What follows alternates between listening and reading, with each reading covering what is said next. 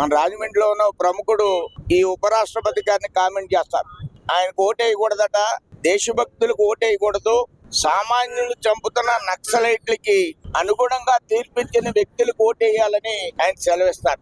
RSS అనేది ఒక fascist సంస్థగా నేను భావిస్తున్నాననే అభిప్రాయాన్ని ఆయన ఎప్పుడు వ్యక్తం చేస్తూ ఉంటారు.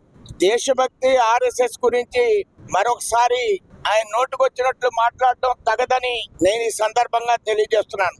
ఆర్ఎస్ఎస్ మీద బహిరంగంగా చర్చకి సిద్ధంగా ఉన్నాం. సుబ్రహ్మణ్య మైదానంలో ఎప్పుడైనా సరే చర్చ జరిపితే అరుణ్ కుమార్ గారితో బహిరంగంగా చర్చకి సిద్ధంగా ఉన్నానని నేను తెలియజేస్తున్నాను. ఈ సందర్భంగా సోము వీర్రాజు గారు నేను ఆర్ఎస్ఎస్ పైన నేను చేసిన వ్యాఖ్యల్ని తప్పుపడుతూ సుబ్రహ్మణ్య మైదానంలో బహిరంగ వేదిక వచ్చి నువ్వు అది నాతో వాదించగలవా అని ఈ మధ్యనే చూశాను. నేను ఆహ్వానిస్తున్నాను, ఎందుకంటే ఇటువంటి అవకాశం నాకు ఇచ్చిన వాళ్ళు అవుతారు వీర్రాజు గారు. ఖచ్చితంగా మీకు ఖచ్చితంగా బీజేపీ మీద, ఆర్ఎస్ఎస్ మీద, గురూజీ గోల్వాల్కర్ మీద ఒక అవగాహన ఉంటుందని నేను నమ్ముతున్నాను.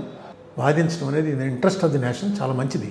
ఈ వాదనలో ఎవరు గెలుస్తారు ఎవరు ఓడతారు అన్నందుకు వాదన కాదు, ఇది కోర్టు కాదు.